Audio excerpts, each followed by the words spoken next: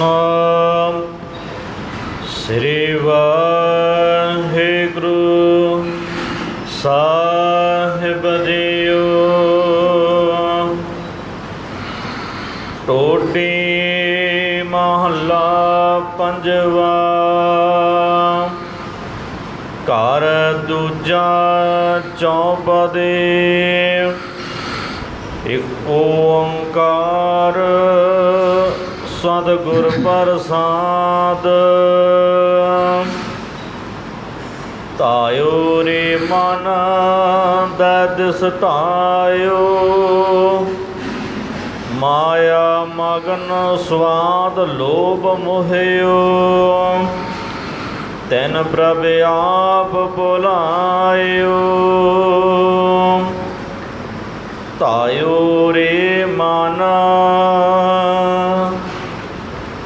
ਵਾਹਿਗੁਰੂ ਜੀ ਕਾ ਖਾਲਸਾ ਵਾਹਿਗੁਰੂ ਜੀ ਕੀ ਫਤਿਹ।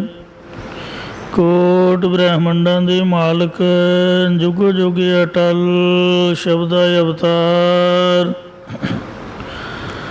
ਦਸਾਂ ਪਾਤਸ਼ਾਹੀਆਂ ਦੀ ਆਤਮਕ ਜੋਤ। ਧੰਨ ਧੰਨ ਸਤਿਗੁਰੂ ਸ੍ਰੀ ਗੁਰੂ ਗ੍ਰੰਥ ਸਾਹਿਬ ਸੱਚੇ ਪਾਤਸ਼ਾਹ ਜੀ ਮਹਾਰਾਜ ਜੀ ਦੇ ਪਾਵਨ ਪਵਿੱਤਰ ਹਜ਼ੂਰੀ ਦੇ ਵਿੱਚ ਜੁੜ ਮਿਲ ਬੈਠੀ ਗੁਰੂ ਰੂਪ ਗੁਰੂ ਖਾਲਸਾ ਸਾਧ ਸੰਗਤ ਜੀਓ। ਆਓ ਬੜੇ ਪਿਆਰ ਯਾਰ ਸਤਿਕਾਰ ਦੇ ਨਾਲ ਅੰਮ੍ਰਿਤ ਬਾਣੀ ਹਰ ਹਰ ਤੇਰੀ ਸੁਣ ਸੁਣ ਹੋਵੇ ਪਰਮਗਤ ਮੇਰੀ। ਜਲਨ ਬੁਝੀ ਸੀਤਲ ਹੋਏ ਮਨੁਆ ਸਤਿਗੁਰ ਕਾ ਦਰਸ਼ਨ ਪਾਈ ਜੀਓ। ਸਤਿਗੁਰਾਂ ਦੀ ਪਵਿੱਤਰ ਅੰਮ੍ਰਿਤ ਬਾਣੀ ਦੀ ਕਥਾ ਵਿਚਾਰ ਵਿਆਖਿਆ ਸੋ ਸਰਵਣ ਕਰਕੇ ਲਾਹ ਪ੍ਰਾਪਤ ਕਰੋ ਜੀ। ਇੱਕ ਵਾਰ ਉਚਾਰਨ ਕਰੋ ਸਤਨਾਮ ਸ੍ਰੀ ਵਾਹਿਗੁਰੂ ਜੀ। ਸਤਨਾਮ ਸ੍ਰੀ ਵਾਹਿਗੁਰੂ ਸਾਹਿਬ ਜੀਓ। ਟੋਡੀ ਮਹੱਲਾ ਪੰਜਵਾ। ਟੋਡੀ ਦੇ ਵਿੱਚ ਸਤਿਗੁਰੂ ਪੰਜਵੇਂ ਪਾਤਸ਼ਾਹ ਸ਼ਹੀਦਾਂ ਦੇ ਸਰਤਾਜ ਸ਼ਾਂਤੀ ਦੇ ਸੋਮੇ ਗੁਰਬਾਣੀ ਦੀ ਰਚਨਾ ਹੈ। ਧੰਨ ਧੰਨ ਸ੍ਰੀ ਗੁਰੂ ਅਰਜਨ ਦੇਵ ਸਾਹਿਬ ਜੀ ਮਹਾਰਾਜ ਇਹ ਸ਼ੁਭ ਪਾਵਨ ਉਪਦੇਸ਼ ਉਚਾਰਨ ਕਰ ਰਹੇ ਹਨ। ਘਰ ਦੂਜਾ ਚੌਪਦੇ। ਦੂਸਰੇ ਘਰ ਸੁਰਤਾਲ ਦੇ ਵਿੱਚ ਚਾਰ ਚਾਰ ਪਦੀਆਂ ਵਾਲੇ ਸ਼ਬਦ ਉਚਾਰਨ ਕਰ ਰਹੇ ਹਨ। ਓੰਕਾਰ ਵਾਹਿਗੁਰੂ ਅਕਾਲ ਪਰਮਾਤਮਾ ਦਾ ਪਹਿਲਾਂ ਮੰਗਲ ਕਰਦੇ ਨੇ ਕਿ ਉਹ ਪਰਮਾਤਮਾ ਅਕਾਲ ਪੁਰਖ ਵਾਹਿਗੁਰੂ ਇੱਕ ਹੈ। ਓੰਕਾਰ ਸਰਬ ਦਾ ਪ੍ਰਕਾਸ਼ਕ ਹੈ।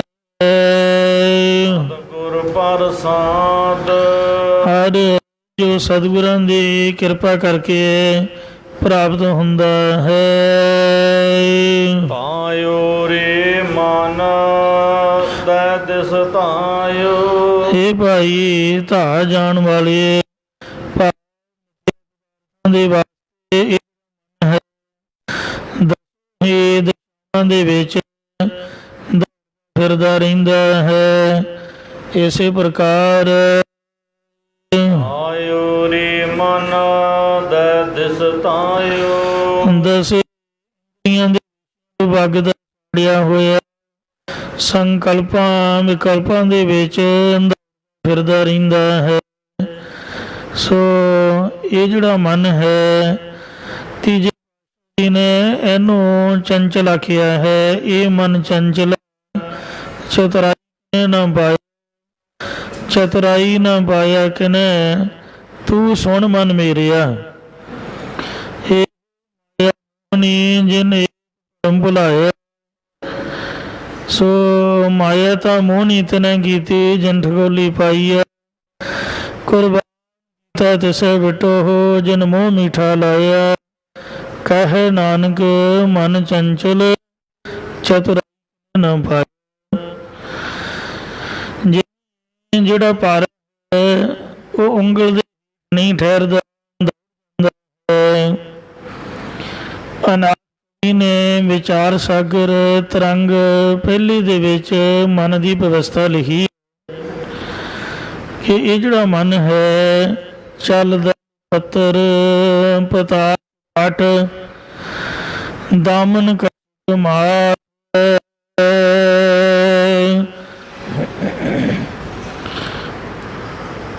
ਧੂਪ ਭੂਤ ਦੀਪ ਅਗਨ ਸਿਖ ਯਉ ਮਨ ਥਿਰਤ ਅਨਾ।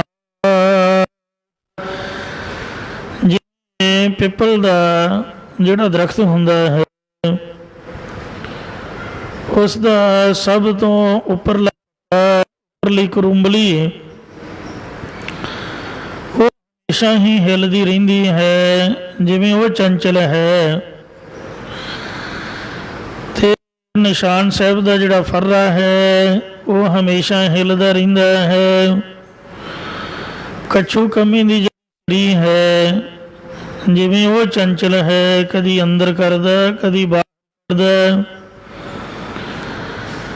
ਭੂਤਾਂ ਦੀ ਜਿਹੜੀ ਉਹ ਜਿਵੇਂ ਚੰਚਲ ਹੈ, ਜਦੋਂ ਸਵਾਦੇ ਨੇ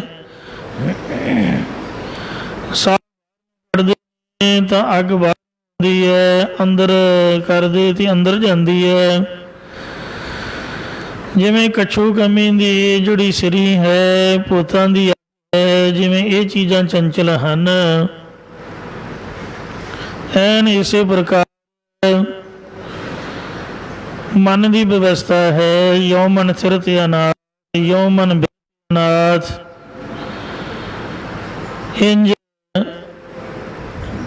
ਇਹ ਮਰਜ਼ਾਦਾ ਰੂਪ ਉਂਗਲੀ ਦੇ ਹੇਠ ਨਹੀਂ ਠਹਿਰਦਾ, ਪਾਰੇ ਦੀ ਤਰ੍ਹਾਂ ਤਿਲਕ ਕੇ ਬਾਹਰ ਨਿਕਲ ਜਾਂਦਾ ਹੈ। ਜਿਵੇਂ ਕੱਚਾ ਕੋਈ ਖਾ ਲੇ ਹੱਡੀ ਪੀੜਾਂ ਪੈਂਦੀਆਂ ਨੇ, ਇਸੇ ਪ੍ਰਕਾਰ ਇਹ ਕੱਚੇ ਮਨ ਦੀ ਕੋਈ ਸੰਗਤ ਕਰ ਲਵੇ ਤਾਂ ਨਰਕ ਦੁੱਖ ਜੂਨਾਂ 'ਚ ਪੈਣ ਰੂਪੀ ਹੱਡੀ ਪੀੜਾਂ ਪੈ ਜਾਂਦੀਆਂ ਹਨ। ਬੰਦਾ ਚੜ੍ਹਾਈ ਵੀ ਕਰ ਜਾਂਦਾ। ਇਹ ਕੱਚਾ ਜਿਹੜਾ ਹੈ ਬੜਾ ਦੁਖਦਾਈ ਹੈ, ਅੱਗ ਤੋਂ ਫੈਲਦਾ ਹੈ, ਠੰਡ ਤੋਂ ਸੁੰਗੜਦਾ। ਇਉਂ ਵਿਕਾਰਾਂ ਵਾਲਿਆਂ ਦੀ ਸੰਗਤ ਹੋ ਗਈ ਤਾਂ ਸ਼ੇਰ ਦੀ ਤਰ੍ਹਾਂ ਉਂਝ ਹੀ ਨਹੀਂ ਲੱਗਣਾ ਕਿ ਕਿੱਥੇ ਹੈ। ਪਰ ਜੇ ਕੱਚੇ ਦੇ ਵਿੱਚ ਹਰੀ ਬੂਟੀ ਪਾ ਕੇ ਸਿਆਣਾ ਵੈਦ ਇਹਨੂੰ ਖਰਲ ਕਰਕੇ ਰਗੜ ਲਏ ਤੇ ਬੂਟੀ ਵਾਲਾ ਹਰਿਆ ਰਹਿ ਜਾਏ, ਫਿਰ ਇਹਨੂੰ ਸੰਪਟ ਕਰਕੇ ਭਸਮ ਕਰ ਲਏ ਤੇ ਉਹ ਤੀਲੇ ਜਿੰਨੀ ਭਸਮ ਕੋਈ ਖਾ ਲਵੇ ਤਾਂ ਬਜ਼ੁਰਗ ਵੀ ਜਵਾਨ ਹੋ ਜਾਂਦਾ। ਇੰਝ ਜੇ ਇਹ ਜਿਹੜਾ ਮਨ ਹੈ ਗੁਰੂ ਸਾਹਿਬ ਰੂਪੀ ਵੈਦਰੂ ਦੇ ਹੱਥ ਵਿੱਚ ਆ ਜਾਏ ਤਾਂ ਗੁਰਬਾਣੀ ਦੀ ਹਰੀ ਬੂਟੀ ਪਾ ਕੇ ਜੇ ਇਹਨੂੰ ਖਰਲ ਕਰਨ ਦੀ ਤਰ੍ਹਾਂ ਸਤ ਸੰਗਤ ਰੂਪੀ ਭਾਂਡੇ 'ਚ ਪਾ ਕੇ ਖਰਲ 'ਚ ਪਾ ਕੇ ਪੁਨः ਪੁਨः ਅਭਿਆਸ ਰੂਪ ਸੁਣਿਆ ਸਿੱਧ ਪੀਰ ਸੁਰਨਾ ਸੁਣਿਆ ਥਰ ਤਬਲਿਆ ਮੰਨੇ ਕੀ ਗਤ ਕਹੀ ਨਾ ਜਾਏ ਕਹਿ ਪਛ ਪਛਤਾਏ। ਇਸੇ ਤਰ੍ਹਾਂ ਪੰਜ ਪ੍ਰਮਾਣ ਪ੍ਰਧਾਨ ਪੰਚੇ ਪਾਵੇ ਦਰਗਹਿ ਮਾਨ, ਇਹ ਵੀ ਰਗੜ ਰਗੜ ਕੇ ਜਦ ਗੁਰਬਾਣੀ ਦਾ ਹਰਿਆ ਰੰਗ ਹੀ ਰਹਿ ਜਾਏ। ਮੈਂ ਗੁਰਬਾਣੀ ਆਧਾਰ ਹੈ, ਗੁਰਬਾਣੀ ਲਾਗ ਰੱਖੋ ਤਾਂ ਫਿਰ ਤਪਦੀ ਅੱਗ ਦੇ ਉੱਪਰ ਰੱਖ ਕੇ ਸੰਗਤ ਦੇ ਵਿੱਚ ਇਹਨੂੰ ਭਸਮ ਕਰ ਲਿਆ ਜਾਂਦਾ। ਮਨ ਮਾਰੇ ਬਿਨ ਬਾਣਾ ਹੋਈ, ਜਿੰਨਾ ਚਿਰ ਮਨ ਭਸਮ ਨਹੀਂ ਹੁੰਦਾ ਮਨ ਮਾਰਿਆ ਨਹੀਂ ਜਾਂਦਾ। ਮਨ ਕੇ ਮਾਰੇ ਮਰ ਗਏ ਕਾਜੀ ਮੁੱਲਾ ਸੇ। ਤੇ ਇੱਕ ਸੰਤ ਸਾਹਿਬ ਉਹਨਾਂ ਨੇ ਡੱਡੀ ਪੀਸ ਕੇ ਥੱਲੇ ਰੱਖ ਲਈ। ਜਦ ਬਾਅਦ ਤਾਂ ਉਸ ਅਨੇਕਾਂ ਜਿਹੜੀਆਂ ਉਤਪਨ ਹੋ ਗਈਆਂ। ਕਈ ਹੈਰਾਨੀ ਆਉਂਦੀ ਹੈ ਕਿ ਵੀ ਮੰਜ਼ਲ ਤੇ ਸਾਡੇ ਕੋਠੇ ਦੇ ਉੱਪਰ ਪਹਿਲਾਂ ਕੁਛ ਨਹੀਂ ਹੁੰਦਾ, ਪਰ ਬਾਰਿਸ਼ ਪੈਣ ਦੇ ਇੱਕਦਮ ਬਾਅਦ ਛੋਟੀਆਂ ਛੋਟੀਆਂ ਡੱਡੀਆਂ ਪਤਾ ਨਹੀਂ ਕਿੱਥੋਂ ਆ ਰਹੀਆਂ ਨੇ, ਪਤਾ ਨਹੀਂ ਮੀਂਹ ਆਕਾਸ਼ ਚੋਂ ਇੰਡੀਆਂ ਨੇ। ਇਹ ਮਨ ਡੱਡੂ ਦੀ ਤਰ੍ਹਾਂ ਹੈ। ਜਿਹੜਾ ਡੱਡੂ ਹੈ ਗੰਦੇ ਪਾਣੀ ਵਿੱਚ ਪਲਮਦਾ ਹੈ। ਮਾਨਸਰੋਵਰ ਦੀ ਨਹੀਂ ਹੈ ਕਿ ਮਾਨਸਰੋਵਰ ਤੇ ਨਾ ਤਾਂ ਡੱਡੂ ਹੋਏ, ਨਾ ਬਗਲਾ ਹੋਏਗਾ, ਤੇ ਨਾ ਦੀ ਸਮਾਈ ਹੈ। ਇਸੇ ਤਰ੍ਹਾਂ ਸ੍ਰੀ ਹਰਿਮੰਦਰ ਸਾਹਿਬ ਅੰਮ੍ਰਿਤ ਸਰੋਵਰ ਦੇ ਕਿਨਾਰੇ ਤੇ ਜਿੰਨੀ ਮਰਜ਼ੀ ਬੋਲਦਾ ਨਹੀਂ ਤੁਸੀਂ ਸੁਣੋਗੇ। ਸਰੋਵਰ ਚ ਨਾ ਤਾਂ ਉੱਥੇ ਬਗਲਾ ਤੁਹਾਨੂੰ ਦਿਖੇ ਤੇ ਡੱਡੂ ਬੋਲਦਾ ਤੁਸੀਂ ਸੁਣੋਗੇ।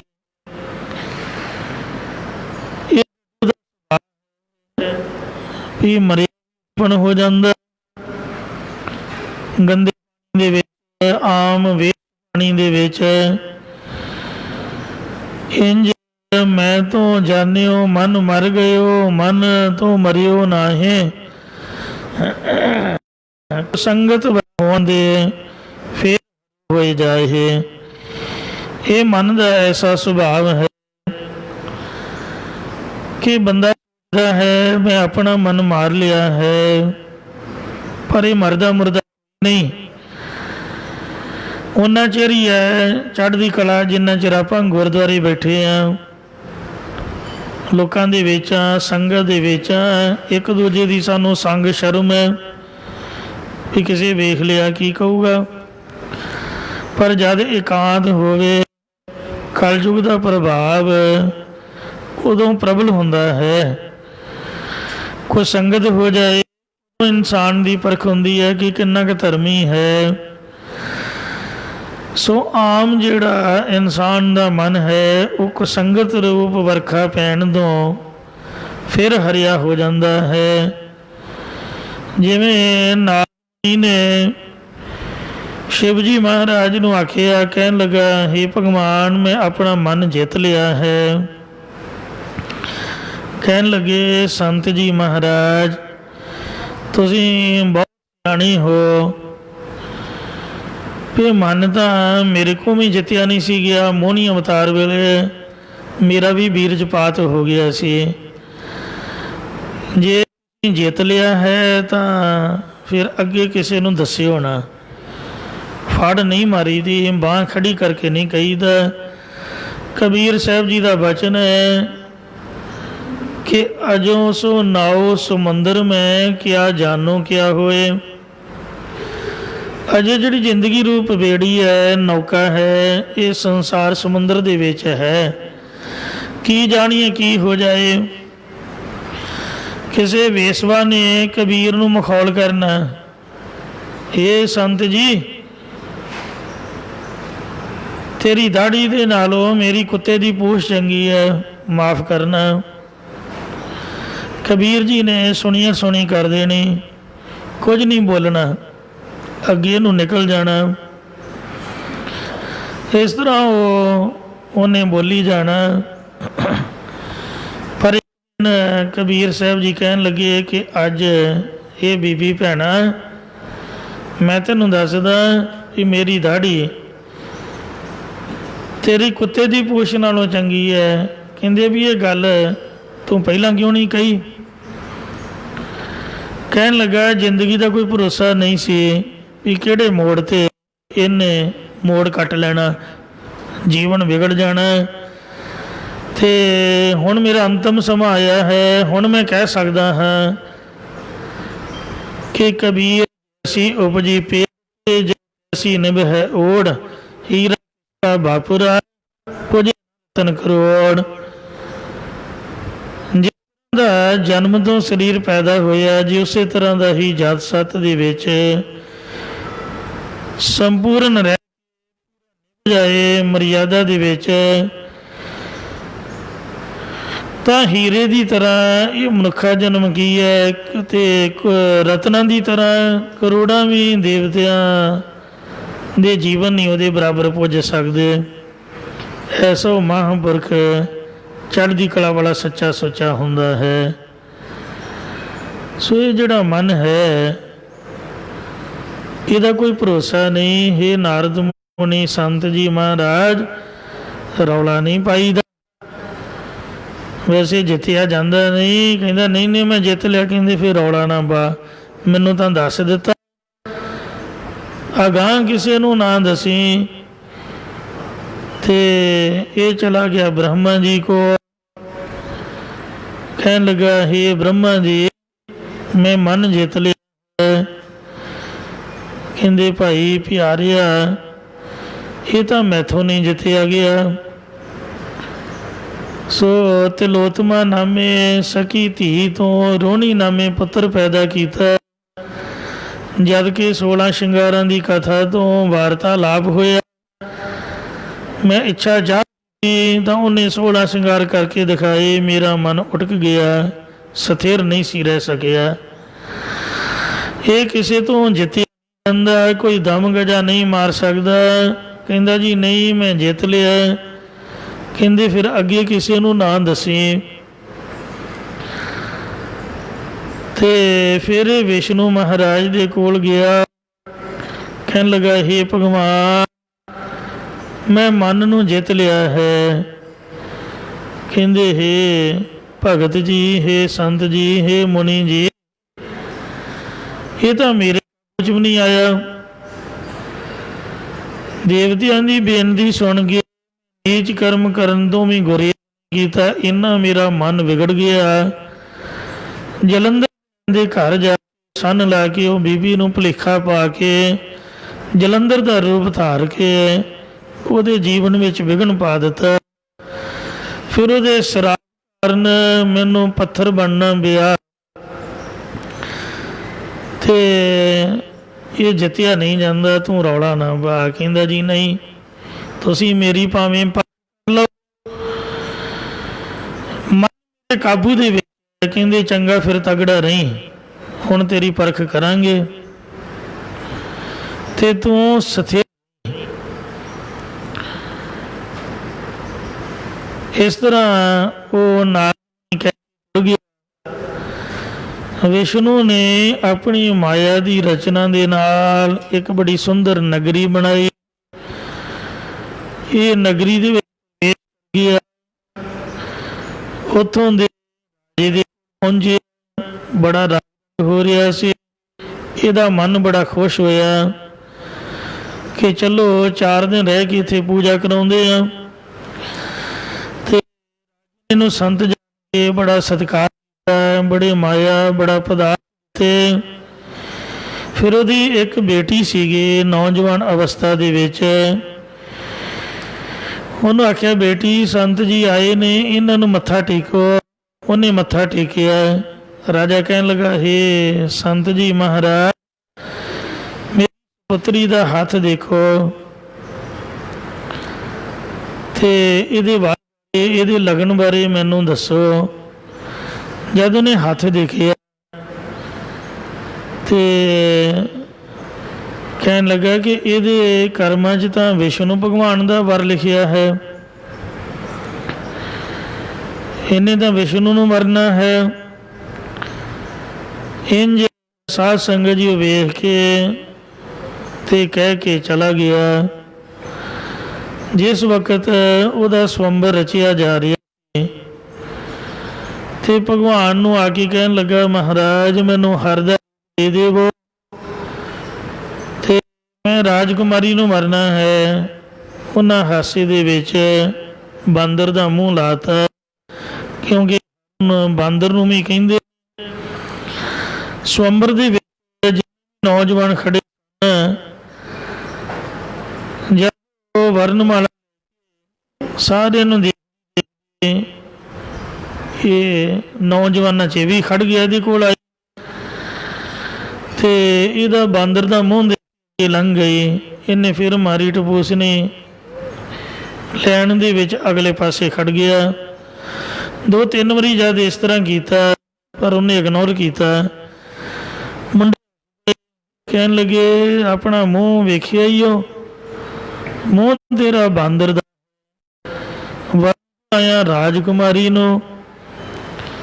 ਜਦ ਇਹਨੇ ਨਦੀ ਤੇ ਜਾ ਕੇ ਦੇਖਿਆ ਚਮੋਚੀ ਬਾਂਦਰ ਦਾ ਮੂੰਹ ਸੀਗਾ ਤੇ ਬੜਾ ਵਿਚਾਰਾ ਪਛਤਾਤਾਪ ਦੇ ਵਿੱਚ ਆਇਆ। ਸਾਰੇ ਜੀਓ ਉਸੇ ਵਕਤ ਹੀ ਜਦ ਬੇਇੱਜ਼ਤੀ ਹੋ ਗਈ ਤੇ ਨਾ ਤਾਂ ਉੱਥੇ ਕੋਈ ਨਗਰੀ, ਨਾ ਕੋਈ ਉੱਥੇ ਰਾਜਾ ਤੇ ਨਾ ਕੋਈ ਰਾਜਕੁਮਾਰੀ।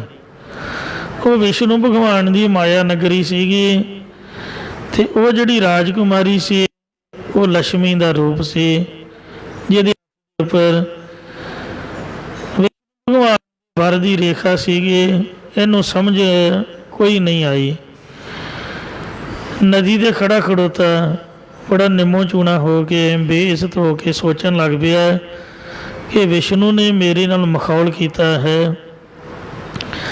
ਇਹਨੇ ਸ਼ਰਾਪ ਦੇ ਦਿੱਤਾ। ਕਹਿਣ ਲੱਗਾ ਤੂੰ ਮੇਰੇ ਸੰਤ ਨਾਲ ਮਖੌਲ ਕੀਤਾ, ਮੈਨੂੰ ਬਾਂਦਰ ਦਾ ਮੂੰਹ ਲਾਇਆ, ਮੈਂ ਤੈਨੂੰ ਸ਼ਰਾਪ ਦਿੰਦਾ ਕਿ ਜਦ ਤੇ ਵਿਪਤਾ ਦਾ ਸਮਾਂ ਆਵੇਗਾ ਤਾਂ ਤੂੰ ਵੀ ਆਪਣੀ ਇਸਤਰੀ ਦੇ ਵਿਜੋਗ ਦੇ ਵਿੱਚ ਮੇਰੇ ਵਾਂਗ ਪਰੇਸ਼ਾਨ ਹੋਏਗਾ, ਉਦਾਸੇਗਾ, ਤੈਨੂੰ ਰੋਣਾ ਪਏਗਾ। ਗੁਰਬਾਣੀ ਵਿੱਚ ਲਿਖਿਆ ਰੋਵੈ ਰਾਮ ਨਿਕਾਲਾ ਭਇਆ ਸੀਤਾ ਲਖਮਣ ਵਿਛੜ ਗਿਆ। ਇਹ ਨਾਰਦ ਮੁਨੀ ਦਾ ਸੱਤ ਹੋਇਆ। ਫਿਰ ਕਿ ਤੈਨੂੰ ਰੋਂਦੇ ਨੂੰ ਕੋਈ ਚੁੱਪ ਨਹੀਂ ਕਰਾਏ, ਤੇਰੇ ਅਥਰੂ ਨਹੀਂ ਪੂੰਝੇ, ਤੂੰ ਮੈਨੂੰ ਬਾਂਦਰ ਇਹ ਬਾਂਦਰ ਮੂੰਹੇ ਤੇਰੀ ਸਹਾਇਤਾ ਕਰਨਗੇ। ਤੂੰ ਬਾਂਦਰ ਦੀ ਫੌਜ ਦੇ ਨਾਲ ਹੀ ਆਪਣੀ ਨੂੰ ਛੁਡਾਈ ਜਾ। ਜੇ ਤੂੰ ਭਗਵਾਨ ਹੈ ਤੇ ਮੈਂ ਵੀ ਸੰਤ ਹਾਂ।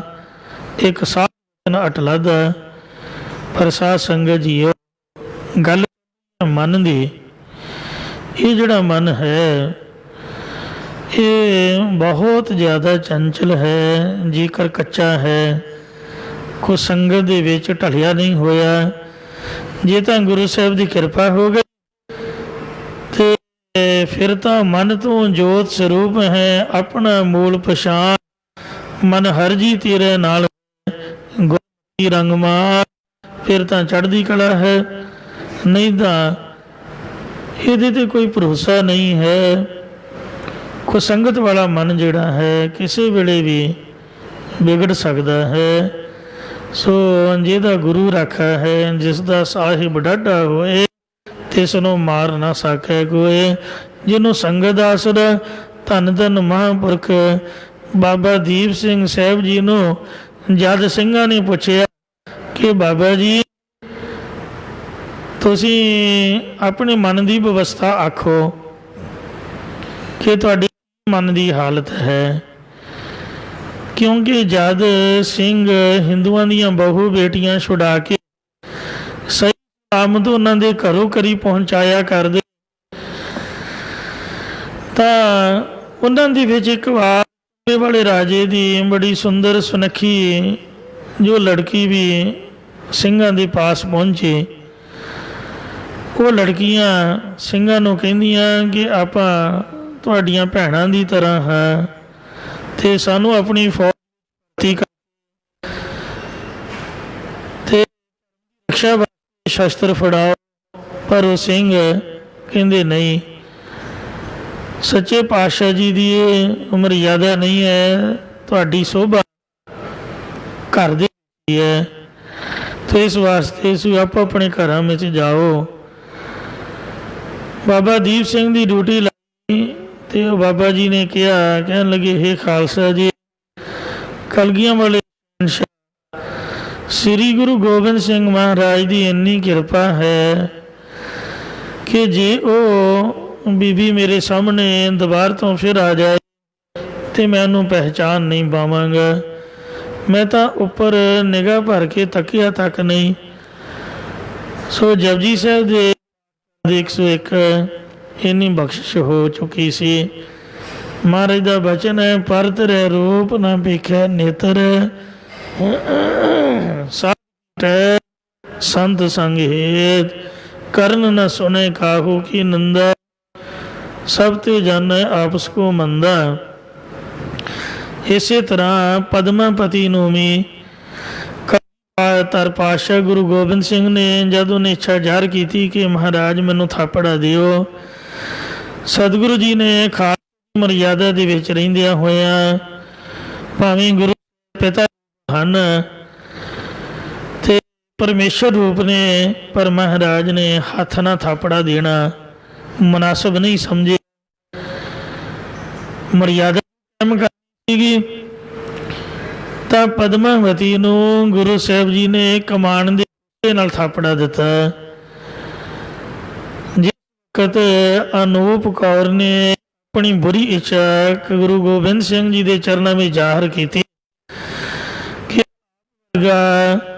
ਬਲੀ ਤੇ ਸਾਹਿਬ ਮੈਨੂੰ ਬਖਸ਼ੋ, ਤਾਂ ਮਹਾਰਾਜ ਜੀ ਨੇ ਆਪਣੇ ਪਿਤਾ ਸਤਿਗੁਰੂ ਜੀ ਦਾ ਉਪਦੇਸ਼ ਉਹਨੂੰ ਸਰਵਣ ਕਰਵਾਇਆ कि साडे गुरु पिता तेग बहादुर जी ने जद असी सुरत संभाली थोड़ी समझ सानू ये उपदेश दिता है कि जत सत विच परपक्क रहना है। दसम ग्रंथ दे विच कलगियां वाले पातशाह दे सुध हरी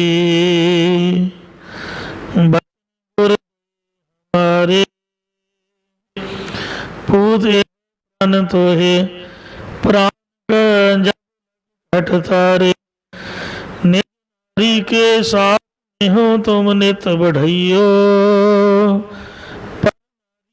से भूल सुने हो न जियो।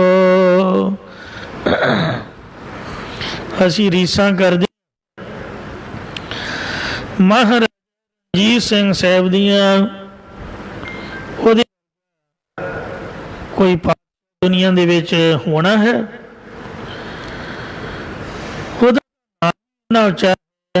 कि नाम लैन तो ही साडा सिर साडी दस्तार छत ना लग जाती है।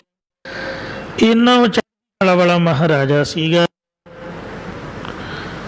पाकिस्तान बार्डर ते एक कंजरी का पुल है, कंजरी का पुल। महाराज किते जा रहा सी भुल भुलेखे, उन्होंने हुण की पता सी भी उथे मजमा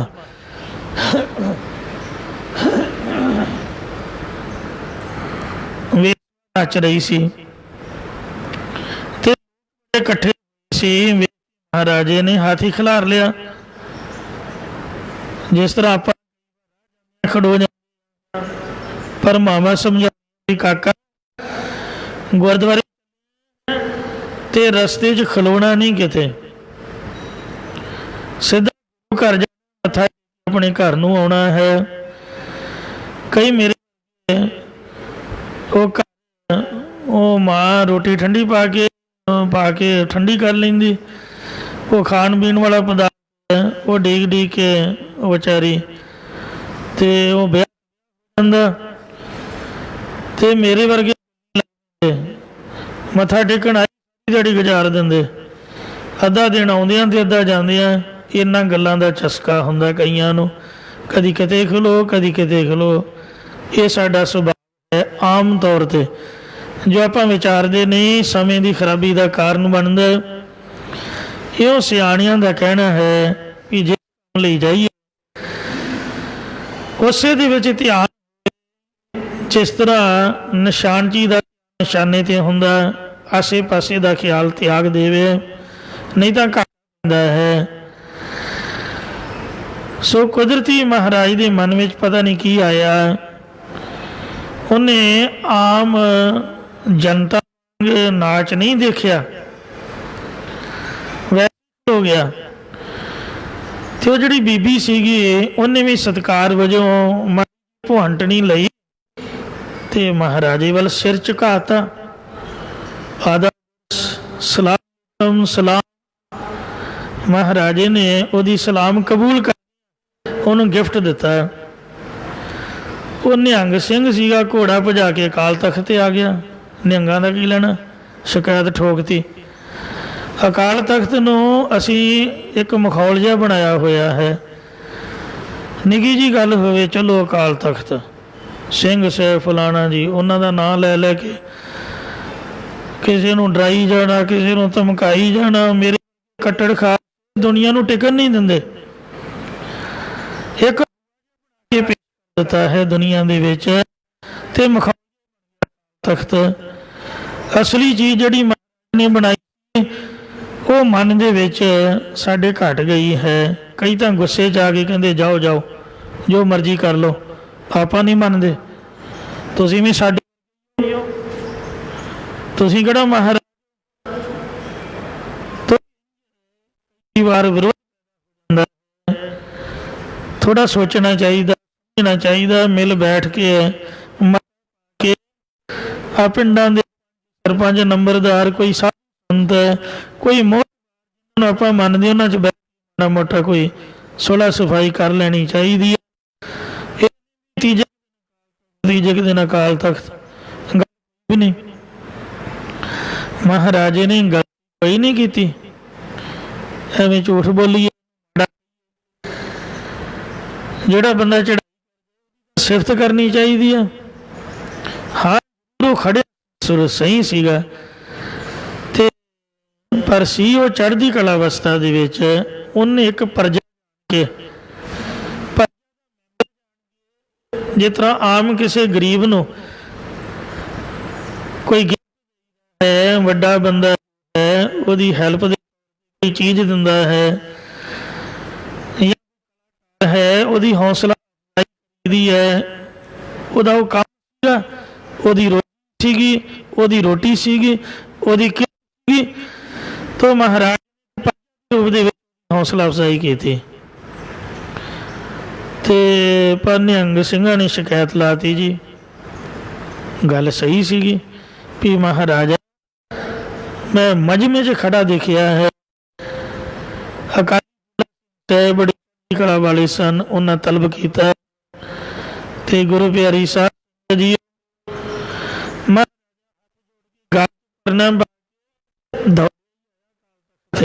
ਕਹਿੰਦਾ ਦੱਸੋ ਖਾਲਸਾ ਜੀ, ਮੰਨਦੇ ਹਾਂ ਗਲਤੀ ਹੈ। ਤੇ ਕਹਿੰਦੇ ਵੀ ਤੂੰ ਮਹਾਰਾਜਾ ਹੈ, ਕੌਮ ਦਾ ਬਾਦਸ਼ਾਹ, ਕੌਮ ਨੇ ਤੇਰੇ ਸਿਰ ਤੇ ਤੂੰ ਤੇ ਕੀ ਕਰ ਰਿਹਾ ਸੀ। ਕਹਿੰਦੇ ਵੀ ਐਵੇਂ ਝੂਠ ਨਹੀਂ ਬੋਲਣਾ, ਮੈਨੂੰ ਪਤਾ ਨਹੀਂ ਸੀ ਵੀ ਕੀ ਹੋ ਰਿਹਾ, ਮੈਂ ਤਾਂ ਜਾਂਦੇ ਜਾਂਦਾ ਉਹ ਖਲੋ ਗਿਆ। ਜਦ ਖਲੋ ਗਿਆ ਤੇ ਉਹਨੇ ਭੁਆਈ ਲੈ ਮੈਨੂੰ ਸਲਾਮ ਕਰਤੀ, ਮੈਨੂੰ ਮੱਥਾ ਤੇ ਮੈਨੂੰ ਕੋਈ ਇਸ ਤਰ੍ਹਾਂ ਦੀ ਗੱਲਬਾਤ ਵਿਚਾਰ 'ਚ ਨਹੀਂ ਆਈ ਤੇ ਮੈਂ ਉਹਨੂੰ ਇੱਕ ਪਰਜਾ ਦੇ ਰੂਪ ਦੇ ਵਿੱਚ, ਇੱਕ ਕਲਾਕਾਰੀ ਦੇ ਰੂਪ ਦੇ ਵਿੱਚ, ਉਹਦੀ ਕਿਰਤ ਸੀਗੀ, ਉਹਦੀ ਹੌਸਲਾ ਅਫਜ਼ਾਈ ਵਾਸਤੇ ਉਹਨੂੰ ਮੈਂ ਕਰਤਾ। ਠੀਕ ਹੈ, ਗਲਤੀ ਹੈ, ਆਪ ਜੀ ਸਜ਼ਾ ਮੈਂ ਮੰਨਦਾ ਹਾਂ। ਤਾਂ ਅਕਾਲੀ ਫੂਲਾ ਸਾਹਿਬ ਨੇ ਆਖਿਆ ਵੀ ਇਹਨੂੰ ਇਮਲੀ ਦੇ ਦਰਖਤ ਨਾਲ ਬੰਨ੍ਹ ਕੇ ਕੋਰੜੇ ਮਾਰੋ। ਤੇ ਮਹਾਰਾਜਾ ਤੁਸੀਂ ਸੱਚ ਨਹੀਂ ਮੰਨਣਾ, ਉੱਥੇ ਰੋ ਹੀ ਪਿਆ ਵਿਚਾਰਾ। ਜਦ ਮੋਟੇ ਮੋਟੇ ਗਲੇਡੂ ਸੁੱਟੇ ਤੇ ਅਕਾਲੀ ਫੂਲਾ ਸਿੰਘ ਸਾਹਿਬ ਦਾ ਦਿਲ ਦਰਿਆ ਦੀ ਤਰ੍ਹਾਂ ਬੜਾ ਵਿਸ਼ਾਲ ਸੀਗਾ। ਉਹਨੇ ਸੋਚਿਆ ਵੀ ਵੇਖੋ ਕਿੱਡਾ ਵੱਡਾ ਮਹਾਰਾਜਾ ਹੈ ਤੇ ਕਿੰਨੀ ਨਿਮਰਤਾ ਦੇ ਵਿੱਚ ਆ ਕੇ ਖਾਲਸੇ ਦੇ ਅੱਗੇ ਗਲਤੀ ਮੰਨ ਰਿਹਾ। ਇਹੋ ਜਿਹਾ ਕੋਈ ਬੰਦਾ ਦੁਨੀਆ 'ਚ ਨਹੀਂ ਲੱਭਣਾ। ਪੰਜਾਂ ਪਿਆਰਿਆਂ ਨੂੰ ਚਾਹੀਦਾ ਕਿ ਕਈ ਵਾਰ ਅਨਭੋਲ ਵੀ ਬੰਦੇ ਕੋਲੋਂ ਗਲਤੀ ਹੋ ਜਾਂਦੀ, ਉਹਨੂੰ ਤਰਸ ਦੇ ਆਧਾਰ 'ਤੇ ਥੋੜ੍ਹੀ ਬਹੁਤੀ ਤਨਖਾਹ ਮਾੜੀ ਮੋਟੀ ਮਰਿਆਦਾ ਪੂਰਵਕ ਲਾ ਕੇ ਤੇ ਉਹਨੂੰ ਮਾਫ ਕਰ ਦਿੱਤਾ ਜਾਣਾ ਚਾਹੀਦਾ। ਕਹਿਣ ਲੱਗੇ ਮਹਾਰਾਜਾ ਤੂੰ ਰੋਂਦਾ ਕਿਉਂ ਹੈ ਬਈ। ਕਹਿੰਦੇ ਖਾਲਸਾ ਮੇਰੀ ਬਣ ਕੇ ਬੇਨਤੀ, ਕੋਈ ਜੋ ਮਰਜ਼ੀ ਇੱਥੇ ਮਾਰ ਲਓ, 10 ਦੀ ਬਜਾਏ ਤੇ 20 ਦੀ ਬਜਾਏ ਭਾਵੇਂ 100 ਮਾਰ ਲਓ ਤੇ ਪਰ ਜਮਾਂ ਦੀ ਵਸ ਨਾ ਪਾਇਓ। ਬਸ ਇਹੀ ਬੇਨਤੀ ਹੈ ਕਿ ਮੈਨੂੰ ਨਰਕਾਂ ਦਾ ਦੁੱਖ ਨਾ ਸਹਾਰਨਾ। ਆਪ ਮੇਰੇ ਤੇ ਕਿਰਪਾ ਕਰਿਓ, ਮੈਨੂੰ ਇੱਥੇ ਹੀ ਮਾਫ ਕਰ ਦਿਓ। ਕਹਿੰਦੇ ਵਾਹ ਬਈ ਵਾਹ, ਇੰਨੀ ਨਿਮਰਤਾ, ਇੰਨੀ ਨਿਮਰਤਾ। ਕਹਿੰਦੇ ਖਾਲਸਾ ਜੀ ਇਹੋ ਜਿਹਾ ਮਹਾਰਾਜਾ ਨਹੀਂ ਲੱਭਣਾ। ਕਹਿੰਦੇ ਇਸ ਤਰ੍ਹਾਂ ਕਰੀਏ, ਇਹਨੂੰ ਮਾਫ ਕਰ ਦਈਏ। ਕਹਿੰਦੇ ਦੀ ਸਜ਼ਾ ਮਾਫ ਕੀਤੀ। ਵੈਸੇ ਇਮਲੀ ਦੇ ਦਰਖਤ ਨਾ ਉਹ ਹੀ ਮਾੜਾ ਜਿਹਾ ਵਲੇਟਾ ਮਾਰ ਕੇ ਬੰਨ੍ਹ ਦਿਓ, ਬਸ ਨਰਮ ਜਿਹਾ। ਇਹ ਇੰਨੀ ਬੜੀ ਫਤਿਹ ਹੈ। ਤੇ ਜਿਹੜਾ ਅਸੀਂ ਮਹਾਰਾਜਾ ਰਣਜੀਤ ਸਿੰਘ ਦੀ ਰੀਸ ਕਰਦੇ ਹਾਂ ਜਾਂ ਉਹਦੇ ਰਾਜ ਦਾ ਨਾਮ ਲੈਂਦੇ ਹਾਂ, ਆਪਾਂ ਕਿੱਥੇ ਖੜੇ ਹਾਂ? ਕੋਈ ਵੀ ਸਮਾਜ, ਕੋਈ ਰਾਜਨੀਤਿਕ ਸਟੇਜ ਲੱਗਦੀ ਹੈ, ਉਹਨਾਂ ਸਟੇਜਾਂ ਦੇ ਉੱਪਰ ਕੀ ਕੁਛ ਹੁੰਦਾ ਹੈ ਮੇਰੇ ਤੁਸੀਂ ਜ਼ਿਆਦਾ ਜਾਣਦੇ, ਕਿਉਂਕਿ ਗੁਰੂ ਘਰ ਤੋਂ ਕਿਤੇ ਆਸੇ ਪਾਸੇ ਜਾਂਦੇ ਜਾਈਏ ਤਾਂ ਸੰਗਤ ਉਸੇ ਵੇਲੇ ਪੁੱਛਦੀ ਵੀ ਹਾਂਜੀ ਇੱਥੇ ਕਿਵੇਂ। ਕਿਤੇ ਕੋਈ ਮੈਚ ਹੈ, ਕੋਈ ਖੇਡ ਸਮਾਗਮ ਹੈ, ਉੱਥੇ ਸਟੇਜਾਂ 'ਤੇ ਕੀ ਹੁੰਦਾ, ਨਾ ਕੁਛ ਹੋਰ ਹੁੰਦਾ ਤੇ ਕਰਦੇ ਕੁਛ ਹੋਰ ਹੁੰਦੇ ਆ। ਆਪਣੇ ਹੀ ਧੀਆਂ ਭੈਣਾਂ, ਸੋ ਬਜ਼ੁਰਗ ਭਰਾ, ਪੰਜਾਬੀ ਲੋਕ ਪੰਜਾਬੀ ਸੱਭਿਆਚਾਰ ਦੇ ਨਾਮ ਹੇਠ ਗੰਦਾਚਾਰ ਦੇਖਦੇ ਹਨ। ਕਿੰਨੀ ਵੇਖੋ ਹੈਰਾਨੀ ਦੀ ਗੱਲ ਹੈ। ਸਤਿਗੁਰੂ ਮਹਾਰਾਜ ਸੱਚੇ ਪਾਤਸ਼ਾਹ ਦੀ ਕੀ ਮਰਿਆਦਾ ਹੈ। ਗੁਰਦੁਆਰਿਆਂ ਦੇ ਵਿੱਚ ਕਿਤੇ ਵੀ ਕਥਾ ਕੀਰਤਨ ਦੇ ਵਿੱਚ ਐਸੀ ਸਿੱਖਿਆ ਨਹੀਂ ਮਿਲਦੀ ਵੀ ਪੰਜਾਬੀ ਸੱਭਿਆਚਾਰ ਤੇ ਮਨੋਰੰਜਨ ਕਰੀਏ। ਇਹ ਸੱਭਿਆਚਾਰ ਨਹੀਂ, ਗੰਦਾਚਾਰ ਹੈ। ਤੋ ਆਪਣੇ ਹੀ ਪਰਿਵਾਰ ਨੂੰ ਇਸ ਤਰ੍ਹਾਂ ਨੱਚਦਿਆਂ ਤੇ ਗਾਉਂਦਿਆਂ ਦੇਖਣਾ ਕਿੰਨੀ ਕੁ ਵੱਡੀ ਸਿਆਣਪ ਹੈ ਦੱਸੋ। ਫਿਰ ਤਾੜੀਆਂ ਮਾਰ ਕੇ ਹੱਸਣਾ, ਫਿਰ ਉਹਨਾਂ ਦੀ ਹੌਸਲਾ ਅਫਜ਼ਾਈ ਦੇ ਨਾਮ ਦੇ ਪੈਸੇ ਦੇ ਕੇ ਉਹਨਾਂ ਨੂੰ ਪ੍ਰਮੋਟ, ਉਹੀ ਮਾਇਆ, ਉਹੀ ਪੈਸਾ ਧੇਲਾ। ਕਿਸੇ ਪੜ੍ਹਾਈ ਸਕੂਲ ਕਾਲਜ ਤੇ ਕਿਸੇ ਗਰੀਬ ਦੀ ਧੀ ਦੇ ਵਿਆਹ ਖਰਚਿਆ ਜਾਏ ਤੇ ਕਿੰਨਾ ਭਲਾ ਹੋਵੇ। ਇਹ ਸਾਡਾ ਪੰਜਾਬ ਵਰਗ ਨਾ ਬਣ ਜਾਏ। ਸਤਿਗੁਰੂ ਮਹਾਰਾਜ ਸੱਚੇ ਪਾਤਸ਼ਾਹ ਰਹਿਮਤ ਕਰਨ, ਸੱਚੀ ਤੇ ਸੱਚੀ ਮਰਿਆਦਾ ਦੇ ਵਿੱਚ ਆਈਏ। ਤੁਸੀਂ ਦੱਸੋ ਵੀ ਕਿਹੜੀ ਫਿਲਮ ਦੀ ਸਕਰੀਨ ਦੇ, ਕਿਹੜੇ ਸਿਨੇਮੇ ਘਰ 'ਚ ਸੁਖਮਨੀ ਸਾਹਿਬ ਦਾ ਪਾਠ ਹੁੰਦਾ ਕਿਤੇ? ਕਿਤੇ ਕੋਈ ਕੋਈ ਰਾਜਨੀਤਿਕ ਸਟੇਜ ਕਿਤੇ ਖੜੇ ਹੋ ਕੇ ਕੋਈ ਮੂਲ ਮੰਤਰ ਦਾ ਪਾਠ ਕਿਸੇ ਕੀਤਾ? ਉਂਝ ਅਸੀਂ ਸਿੱਖ ਖਮਾਉਂਦੇ ਹਾਂ ਜੀ। ਸਾਡੇ ਨਿਆਣੇ ਚੰਗੇ ਨੇ, ਮੈਂ ਤਾਂ ਸਮਝਦਾ। ਆ ਛੋਟੇ ਛੋਟੇ ਬੱਚੇ ਪਹਿਲਾਂ ਵਿਚਾਰੇ ਆ ਕੇ ਉੱਥੇ ਪ੍ਰੇਅਰ ਕਰਦੇ ਨੇ ਹੱਥ ਜੋੜ ਕੇ। ਕਦੀ ਕੋਈ ਕਬੱਡੀ ਦੇ ਮੈਚ 'ਚ ਪ੍ਰੇਅਰ ਹੈ ਦੱਸੋ? ਕਾਹਦੀ ਅਸੀਂ ਪੰਜਾਬੀ ਹਾਂ ਜੀ, ਕਾਹਦਾ ਸੱਭਿਆਚਾਰ ਸਾਡਾ? ਕਦੀ ਰਾਜਨੀਤਿਕ ਸਟੇਜ ਸਮਾਗਮ ਦੀ ਆਰੰਭਤਾ ਤੋਂ ਪਹਿਲਾਂ ਕੋਈ ਪ੍ਰੇਅਰ ਕੀਤੀ ਹੈ, ਕੋਈ ਰੱਬ ਦਾ ਨਾਮ ਲਿਆ? ਆ ਜਿਹੜੇ ਗਾਉਣ ਵਜਾਉਣ ਵਾਲੇ ਇਹ ਵੀ ਮਹਾਰਾਜ ਦਾ ਨਾਮ ਲੈ ਕੇ ਤੇ ਫਿਰ ਸਭ ਕੁਝ ਸ਼ੁਰੂ ਕਰਦੇ ਨੇ। ਆ ਚੰਨਾ ਚੋ ਚੰਨ ਮਾਤਾ ਗੁਜਰ, ਤੇ ਇਹ ਕਿਸੇ ਪੰਜਾਬੀ ਗਾਇਕ ਦਾ ਬੜਾ ਸੁੰਦਰ ਗੀਤ ਹੈ। ਅਸੀਂ ਤਾਂ ਉਹਨਾਂ ਨੂੰ ਵੀ ਰਹੇ ਹੋਏ ਹਾਂ। ਸਤਿਗੁਰੂ ਮਹਾਰਾਜ ਸੱਚੇ ਪਾਤਸ਼ਾਹ ਕਿਰਪਾ ਕਰਨ, ਅਸੀਂ ਬਾਣੀ ਦਾ ਆਸਰਾ ਲਈਏ, ਸੁਖਮਨੀ ਸਾਹਿਬ ਦਾ ਪਾਠ ਕਰੀਏ, ਮੰਤਰ ਦਾ ਜਾਪ ਕਰੀਏ। ਮਨੋਰੰਜਨ ਜਿਹੜਾ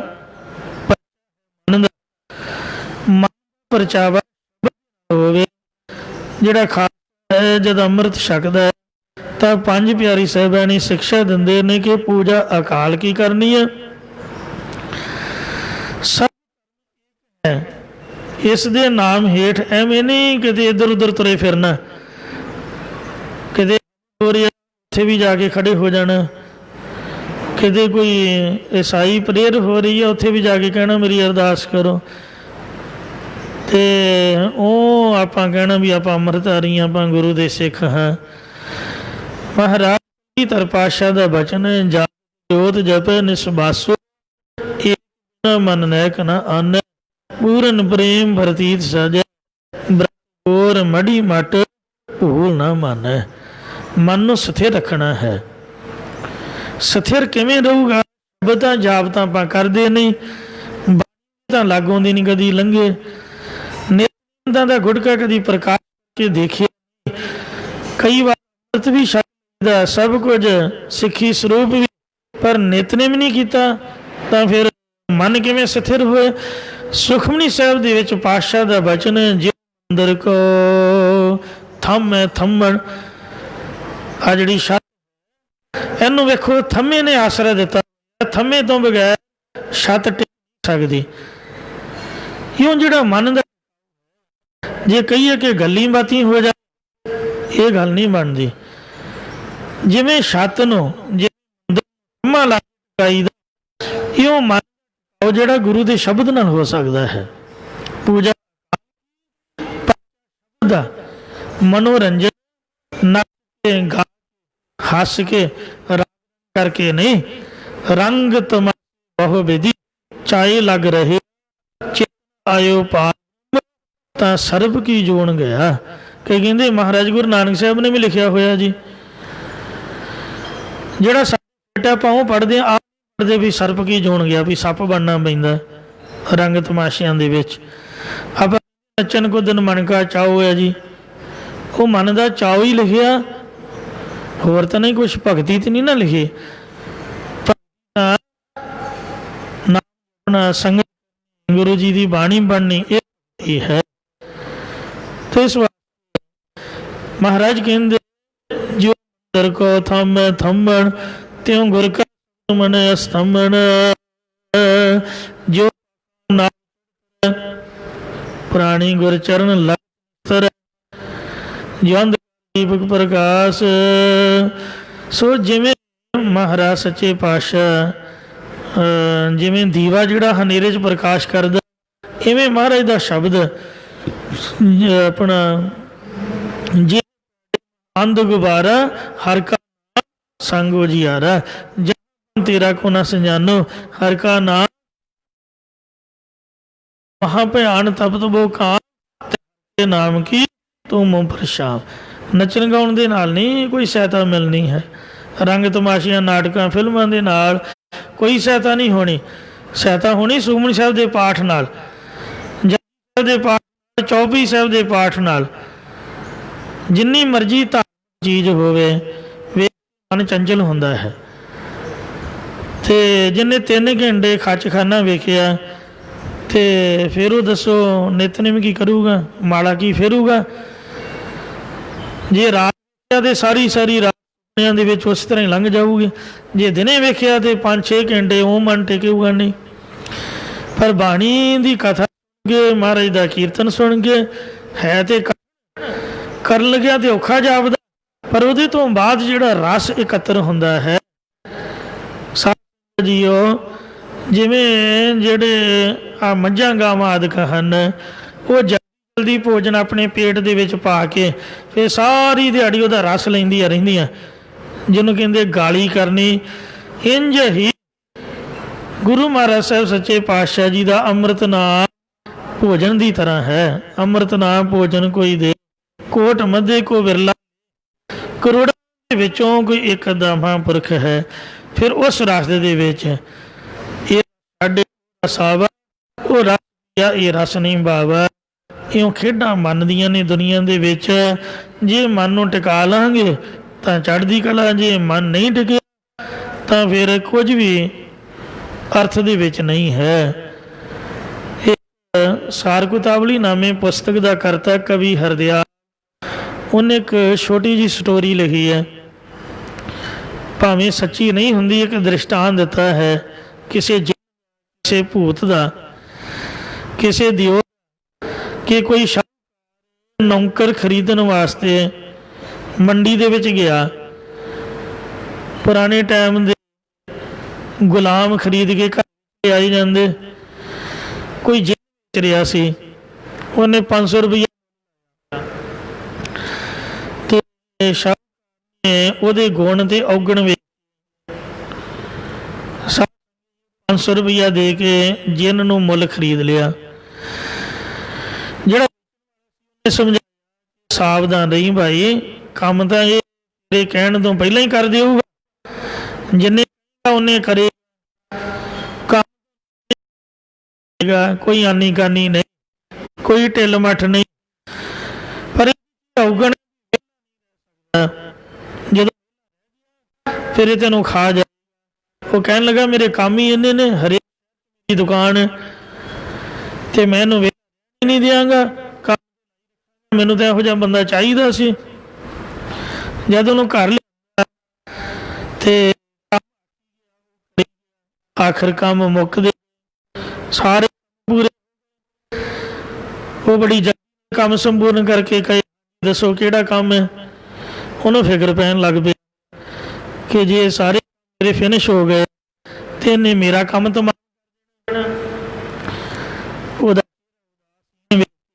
महापुरख ने पूछया भाई तू उदास अजकल? कहंदा आ मेरी प्रॉब्लम मुश्किल है, मैं जीता लियांदा ते छड्डना है। कहंदे ये भी कोई गल है? इंज आरे ते जा ते एक दरख्त जिहड़ा तना है वड्डी सारी लकड़ मोटी जी खरीद के अपने घर ले जा, ते वो दरख्त का थम्मा अपने विहड़े दे विच टोआ पुट के दब दे। भी ये विहड़ा है ते उहनूं इक ते ला दे, उहनूं कह भी इस थम्मे दे उपर चढ़ी जा ते उतरी जा, चढ़ी जा ते उतरी जा।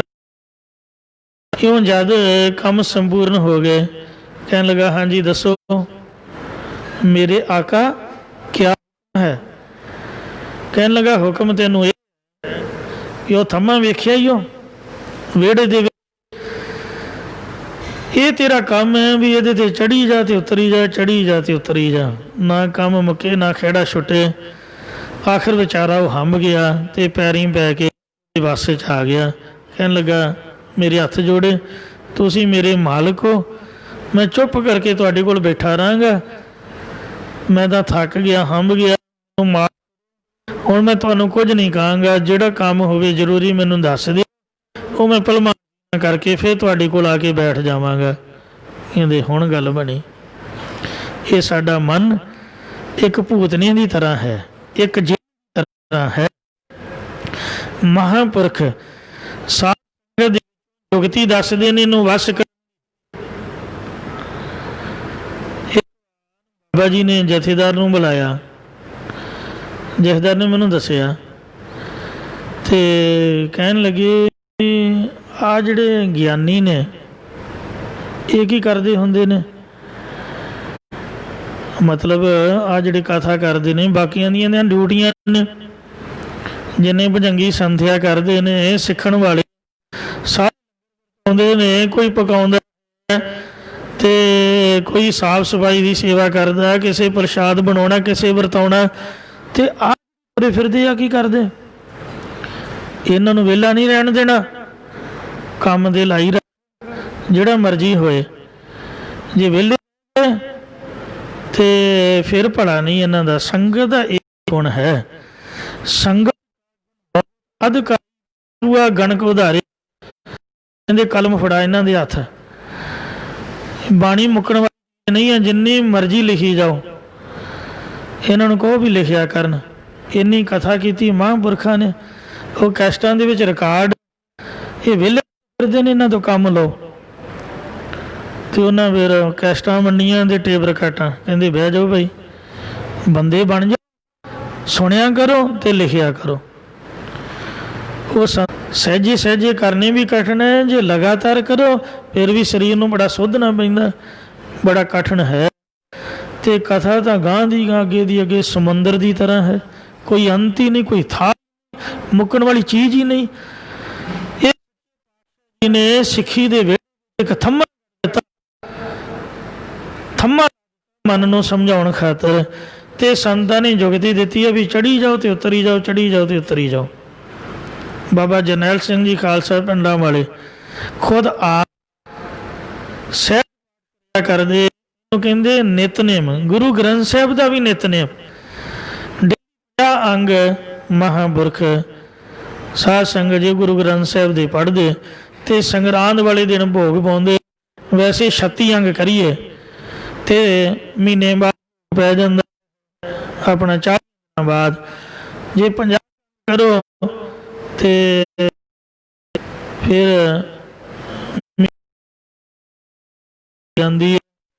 ਇਹ ਮਹਾਂਪੁਰਖਾਂ ਦਾ ਨਿਯਮ ਸੀਗਾ ਤੇ ਨਿਤਨੇਮ ਇੰਨਾ ਵੱਡਾ ਕਿ ਮਿਲਣਾ। ਸੋ ਤੇ ਪਾਤਸ਼ਾਹ ਜੀ ਕਥਨ ਕਰਦੇ ਹਨ, ਤਾਇਓ ਰੇ ਮਨ ਦਾ ਦਿਸ ਤਾਇਓ। ਰੇ ਜਾਣ ਵਾਲੇ ਪਦਾਰਥਾਂ ਦੇ ਵਾਸਤੇ ਇਹ ਜਿਹੜਾ ਮਨ ਹੈ ਦਸੋ ਦਿਨਾਂ ਦੇ ਵਿੱਚ ਫਿਰਦਾ ਹੈ। ਦਸਿਆਂ ਦੇ ਵੀ ਅੱਗ ਦਾ ਸੰਕਲਪਾਂ ਵਿੱਚ ਰਹਿੰਦਾ ਹੈ। ਮਾਇਆ ਮਗਨ ਸਵਾਦ ਲੋਭ ਮੋਹਿਓ। ਇਹ ਮਾਇਆ ਵਿੱਚ ਮਸਤੀ ਵਿੱਚ ਤੇ ਜੋੜਨ ਦੇ ਵਿੱਚ ਇਹ ਮੋਹ ਹੈ। ਲੋ ਲਈ ਤ੍ਰਿਸ਼ਨਾ ਅਤਿਪਤ ਮਨ ਮਾਏ। ਇਹ ਜਿਹੜਾ ਮਨ ਹੈ ਮਾਇਆ ਦੇ ਵਿੱਚ ਅਤ੍ਰਿਪਤ ਹੈ। ਲਓ ਲਈ ਤ੍ਰਿਸ਼ਨਾ, ਇੰਨੀ ਲੈ ਲਈ ਹੈ। ਇਹ ਤ੍ਰਿਸ਼ਨਾ ਦੇ ਵਿੱਚ ਅਤਿਪਤ ਹੋ ਕੇ ਇਹਦੇ ਵਿੱਚ ਹੀ ਅੱਗੇ ਦੀ ਜਾਈ। ਜਿਵੇਂ ਜਪਜੀ ਸਾਹਿਬ ਦਾ ਸਟੀਕ, ਉਹ ਜਿੱਥੇ ਪੰਗਤੀ ਆਉਂਦੀ ਹੈ ਭਈ ਭੁੱਖਿਆਂ ਭੁੱਖ ਨਾ ਉਤਰਿਆ ਜੇ ਬੰਨਾ ਪੁਰੀਆਂ ਭਾਰ। ਪਹਿਲਾਂ ਸਟੀਕ ਪੜ੍ਹੀ ਤੇ ਉਹਦੇ 'ਚ ਆਮ ਹੀ ਸਾਖੀ ਲਿਖੀ ਹੁੰਦੀ ਹੈ ਸ਼ਿਵਜੀ ਮਹਾਰਾਜ ਦੀ, ਕਿ ਕਿਸੇ ਤ੍ਰਿਸ਼ਨਾਲੂ ਪੁਰਖ ਨੂੰ ਨੇ 4 ਮੋਮਬੱਤੀਆਂ ਦਿੱਤੀਆਂ। ਆਖਿਆ ਵੀ 3 ਨੂੰ ਜਗਾ ਕੇ ਜਾਈ, ਤੈਨੂੰ ਖਜ਼ਾਨਾ ਮਿਲੂਗਾ, ਚੌਥੀ ਨਾ ਜਗਾਈ। ਤੇ ਉਧਰ ਫਸ ਗਿਆ ਸੀਗਾ। ਉਹਨੂੰ ਪੁੱਛਣ ਲੱਗਾ ਵੀ ਕੁਝ ਹੋਰ ਵੀ ਹੈ। ਚਾਂਦੀ ਦੀਆਂ ਮੋਹਰਾਂ ਪਾ ਕੇ, ਦੀਆਂ ਮੋਹਰਾਂ ਲੈ ਕੇ, ਹੀਰੇ ਲੈ ਕੇ ਵੀ ਮਨ ਤ੍ਰਿਪਤ ਨਹੀਂ ਹੋਇਆ। ਤੇ ਜਦ ਪਾਸੇ ਗਿਆ, ਇੱਕ ਬੰਦਾ ਛੱਤ ਥੱਲੇ ਸਿਰ ਦੇ ਕੇ ਖੜਾ ਸੀ। ਬੜੇ ਸੋਨੇ ਦੇ ਫੁੱਲ ਸੀਗੇ, ਬੜੇ ਢੇਰਾਂ ਦੇ ਢੇਰ ਉੱਥੇ ਜਵਾਹਰਾਤ ਹੋਏ ਸੀ। ਕਹਿਣ ਲੱਗਾ ਭਾਈ ਮੈਂ ਦੱਸੂਗਾ ਤਾਂ ਹੀ ਜੇ ਮੇਰਾ ਭਾਰ ਵੰਡਾਏਗਾ। ਮੇਰੇ ਸਿਰ 'ਤੇ ਤਾਂ ਮਣਾ ਮੂੰਹ ਹੀ ਭਾਰ ਹੈ, ਮੈਂ ਤੇਰੇ ਨਾਲ ਗੱਲ ਕੀ ਕਰਾਂ। ਆ ਥੋੜ੍ਹਾ ਜਿਹਾ ਥੰਮਾ ਤਾਂ ਦੇ, ਮੈਂ ਵਿਹਲਾ ਹੋ ਕੇ ਦੱਸਦਾ। ਉਹਦਾ ਸਿਰ ਛੱਤ ਹੇਠ ਦੇ ਕੇ ਤੇ ਉਹ ਬੰਦੇ ਨੇ ਪਰਨਾ ਪੁਰਨਾ ਝਾੜ ਕੇ, ਚੰਗੀ ਦਸਤਾਰ ਦਸਤੂਰ ਝਾੜ ਕੇ ਤੇ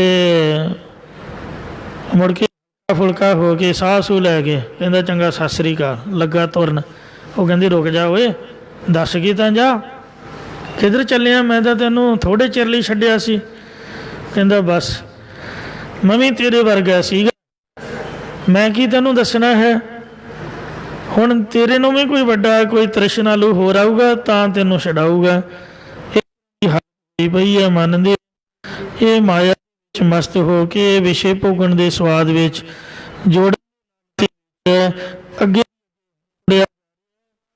ਤੇ ਫਿਰ ਉੱਥੇ ਜਾ ਕੇ ਡਿੱਗਦਾ ਜਿੱਥੇ ਕੋਈ ਬਚਾਓ ਦਾ ਹੁੰਦਾ। ਪ੍ਰਭ ਆਪ ਬੁਲਾਇਓ। ਇਨਸਾਨ ਵਿੱਚ ਹੈ ਅਕਾਲ ਪੁਰਖ ਨੇ ਔਗਣਾ ਵਾਲਾ ਜਾਣ ਕੇ ਇਹਨੂੰ ਆਪਣੇ ਸਰੂਪ ਦੇ ਵੱਲੋਂ ਭੁਲਾਇਆ ਹੋਇਆ ਹੈ। ਭੁੱਲਿਓ ਮਨ ਮਾਇਆ ਉਰਝਾਇਓ, ਜੋ ਜੋ ਕਰਮ ਕੀਓ ਲਾਲਚ ਲੱਗ ਤੇ ਆਪ ਬੰਧਾਇਓ। ਇਹ ਵੀ ਨਾਵੇਂ ਪਾਤਸ਼ਾਹ ਦੀ ਬਾਣੀ ਹੈ ਕਿ ਭੁੱਲਿਆ ਮਨ ਮਾਇਆ ਉਲਝਿਆ ਹੋਇਆ ਹੈ ਜਾਂ ਮਾਇਆ ਨੇ ਉਲਝਾ ਕੇ ਸਰੂਪ ਵੱਲੋਂ ਭੁਲਾਇਆ ਹੋਇਆ ਹੈ। ਸੋ ਮਹਾਰਾਜ ਨੇ ਮਾਇਆ ਚਲਾ ਕੇ ਭੁਲਾਇਆ, 3 ਵਿਕਾਰਾਂ ਕਰਕੇ ਇਹ ਮਨ ਨੇ ਆਪਣੇ ਆਪ ਤੈਨੂੰ ਭੁਲਾਇਆ ਹੋਇਆ ਹੀ। ਵਾਹਿਗੁਰੂ ਵਿਸ਼ਰਾਮ ਦੇ ਕੇ ਫਰਮਾਉਂਦੇ ਨੇ, ਹਰ ਕਥਾ ਹਰ ਜਸ ਸਾਧ ਸੰਗਤ ਸਿਓ। ਜੇ ਵੀ ਕਥਾ ਸੁਣੀਏ ਜਾਂ ਸੁਣੀਏ, ਕਹਿੰਦੇ ਨਹੀਂ ਇਹ ਤਾਂ ਵਿਹਲਿਆਂ ਦਾ ਕੰਮ ਹੈ, ਆਪਣਾ ਵਿਹਲੇ ਥੋੜ੍ਹਾ ਆ। ਪਰਮੇਸ਼ਰ ਸੰਬੰਧੀ ਇਹ ਸਰੂਪ ਰੱਖਣ ਵਾਲੀ ਕਥਾ, ਹਰੀ ਪਰਮੇਸ਼ਰ ਦਾ ਜਸ ਕੀਰਤਨ ਤੇ ਸਾਧ ਸ੍ਰੇਸ਼ਟ ਜਨਾਂ ਦੀ ਸੰਗਤ ਦੇ ਨਾਲ ਇਕ ਮੋਹਤ ਨਾਹਿਓ ਮਨ ਲਾਇਓ। ਇਹ ਘੜੀ ਭਰ ਇਸ ਪਾਸ ਮਨ ਨੇ ਪ੍ਰੇਮ ਜਾਂ ਜੀਵ ਨੇ ਚਿੱਤ ਨਹੀਂ ਲਾਇਆ, ਬਸ ਪੈਸਾ ਹਾਏ ਪੈਸਾ ਤੇ ਹਾਏ ਪੈਸਾ, ਇਧਰੋਂ ਵੀ ਉਧਰੋਂ ਵੀ ਮਾਇਆ ਮਾਇਆ ਕਰਮ ਹੋਏ, ਮਾਇਆ ਕਿਸੇ ਨਾ ਸਾਥ, ਹੰਸ ਚਲੇ ਉਠ ਡੁੰਮਣੋ ਮਾਇਆ ਯਾਦ।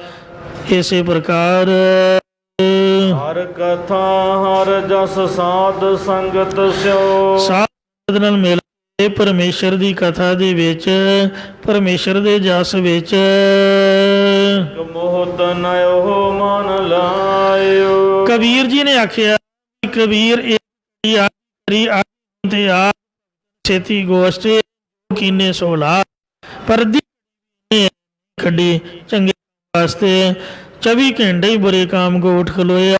ਇਹਨੇ ਕਥਾ ਕੀਰਤਨ ਵਿੱਚ ਪ੍ਰੇਮ ਨਹੀਂ ਲਾਇਆ, ਜਾਂ ਤਾਂ ਕੀਰਤਨ ਸੁਣੇ ਜਾਂ ਕਥਾ ਸੁਣੇ, ਜਿਹਦੇ ਚ ਮਨ ਟਿਕਦਾ ਉਹਦੇ ਚ ਟਿਕਾਵੇ।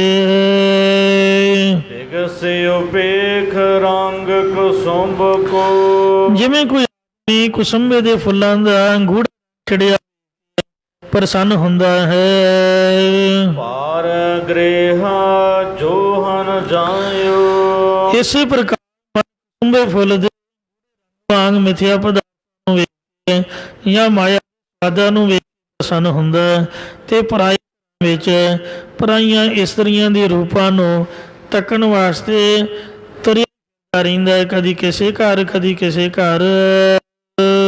ਚਾਰਨ ਕਮਲ ਸਿਓ ਭਾਉ ਨ ਕੀਨੋ। ਜਿਹੜਾ ਅਸਲੀ ਕੰਮ ਕਰਨ ਵਾਲਾ ਸੀਗਾ, ਸੇਵਾ ਕਰਨ ਵਾਲਾ ਜਾਂ ਸਿਮਰਨ ਕਰਨ ਵਾਲਾ, ਸਤਿਗੁਰਾਂ ਦੇ ਚਰਨ ਕਮਲਾਂ ਨਾਲ ਇਹਨੇ ਮਨ ਦਾ ਪ੍ਰੇਮ ਲਾਇਆ, ਭਾਵਨਾ ਹੀ ਨਹੀਂ ਕੀਤੀ।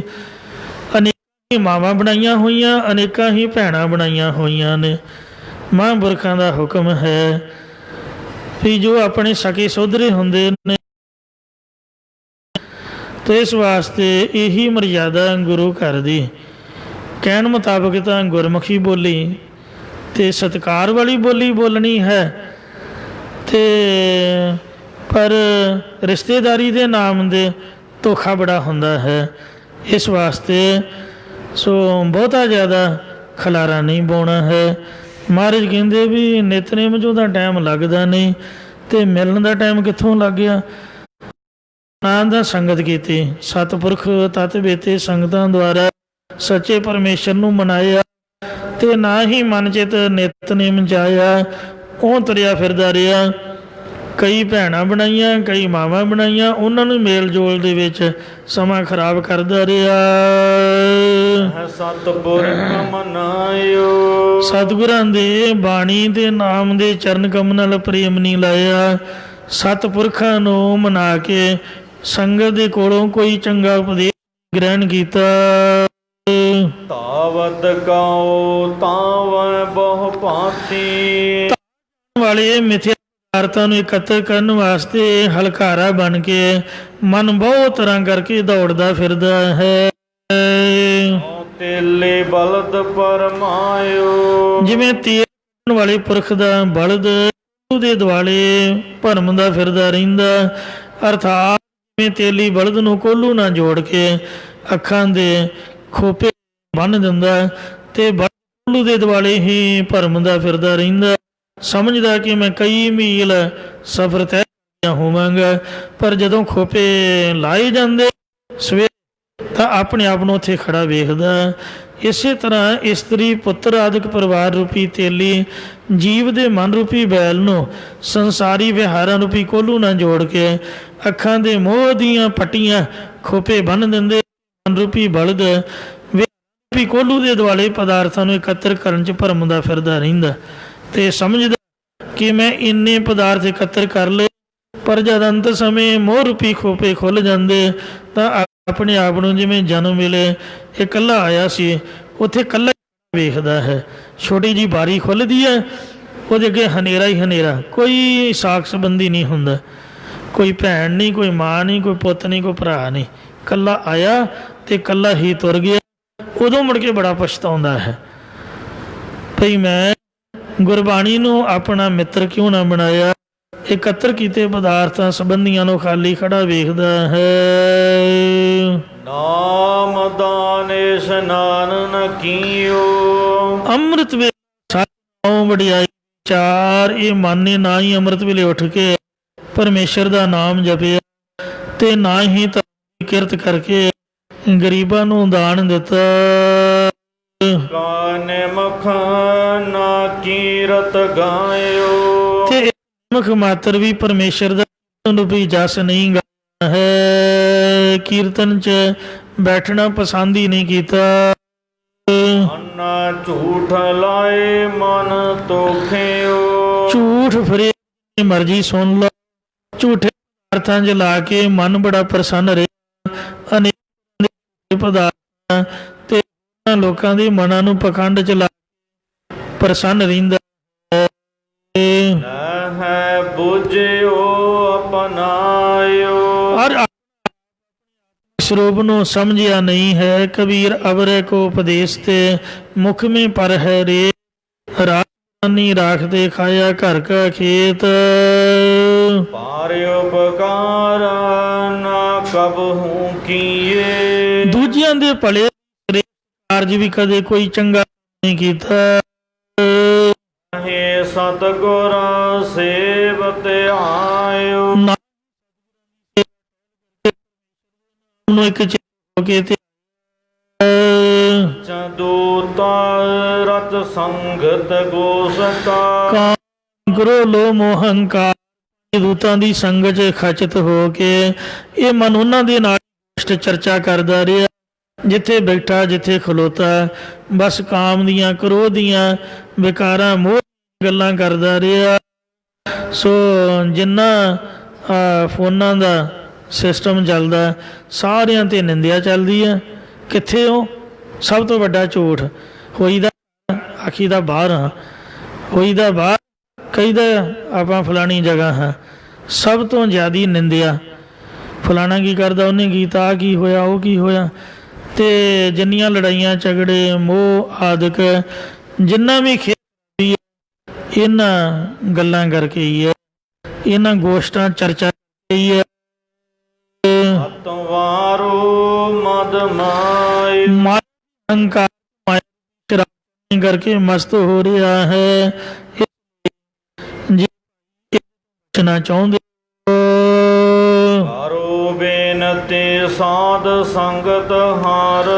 ਪਰਮੇਸ਼ਰ ਦੀ ਸੰਗਤ ਵਿੱਚ ਮਿਲ ਕੇ ਅਰਜ਼ੋ ਬੇਨਤੀ ਕਰੋ ਕਿ ਪਰਮੇਸ਼ਰ ਜੀ ਭਗਤ ਵਚਨ ਸੁਣਿਆਇਓ। ਕਰਨ ਦੇ ਆਏ ਹਾਂ। ਸੰਗਤ ਵਿੱਚ ਇਸੇ ਲਈ ਅਰਦਾਸ 'ਚ ਖੜੀਦਾ ਹੈ। ਕੱਲੇ ਕਈ ਵਾਰ ਮਹਾਰਾਜ ਨਾ ਸੁਣੇ ਤੇ ਸੰਗਤ 'ਚ ਮਹਾਰਾਜ ਦੀ ਕਿਰਪਾ ਵਾਲੇ ਹੁੰਦੇ ਕੀ ਪਤਾ ਉਹਨਾਂ ਨਾਲ ਸਾਡੀ ਵੀ ਅਰਦਾਸ ਸੁਣੀ ਜਾ। ਸੰਗਤ 'ਚ ਅਰਦਾਸ ਲਾਜ਼ਮੀ ਕਰੀਏ। ਨਾਨਕ ਭਾਗ ਪਰਿਓ ਹਰ ਪਾਛੈ। ਮੈਂ ਸੰਸਾਰ ਦੇ ਤਰਫੋਂ ਸੰਗਤ ਜੀ ਸ਼ਰਨ ਆਖ ਲਾਜ ਅਪਨਾਇਓ।